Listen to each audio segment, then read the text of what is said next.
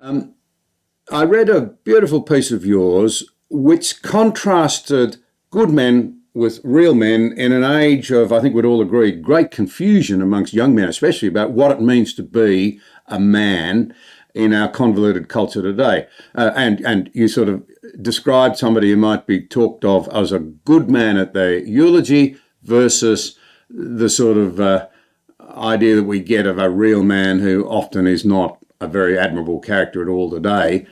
What were you driving at? Can you bring that story to life for us? Yes, it's actually a sociological study that was done. He's a fairly prominent sociologist, Michael Kimmel, and so he speaks all around the world. And the reason I put this, by the way, at the front of the book is that this has proven to be the most controversial book I've written. And that actually took me by surprise because my previous book, Love Thy Body, was on issues like abortion, homosexuality, transgenderism. And yet, oddly enough, masculinity has been more of a trigger word and has promoted more controversy than any of my previous books. And so I found it helpful to put this study right at the front. The sociologist, when he was in his speaking around the world, he would ask young men two questions. He would start with, what does it mean to be a good man? In a eulogy, like you said, if somebody says he was a good man, what does that mean?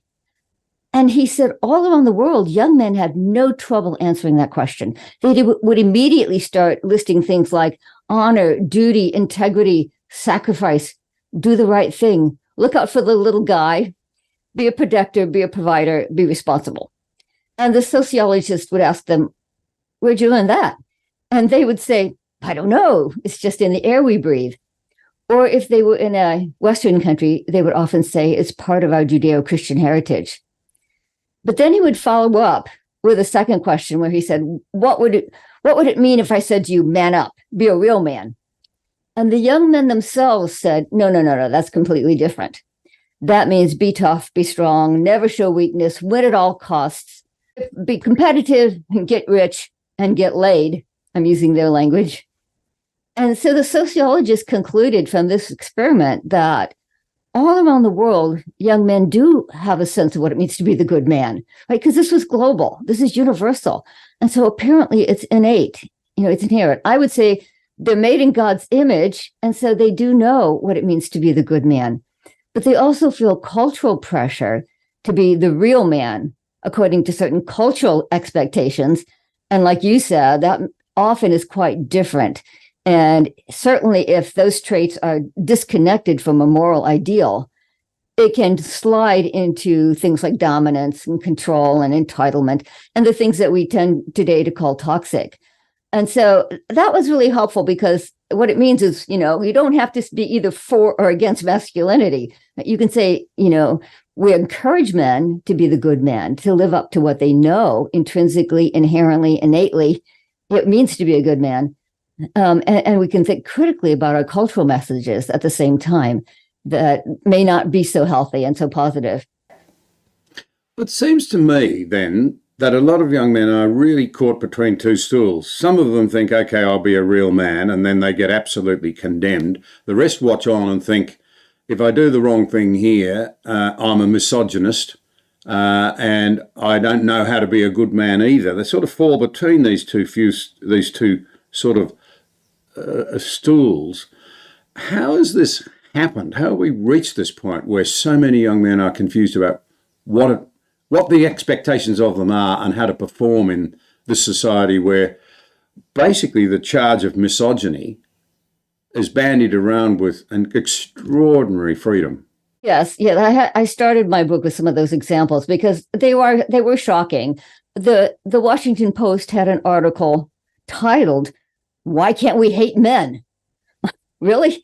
In a mainstream publication? And a Huffington Post editor tweeted, #kill all men. And you can buy T-shirts that are supposed to be funny. So many men, so little ammunition. And some books are really quite blunt. They have titles like, "I Hate Men," and "No Good Men," and "Are Men Necessary?" So this is what boys are growing up with. And by the way, I found examples from men as well. There's a male author who wrote a book in which he said, talking about healthy masculinity is like talking about healthy cancer. And this one was more recent, so you might have seen it. It was in the news. The director of the movie Avatar, James Cameron, was in the news saying testosterone is a toxin that you have to work out of your system.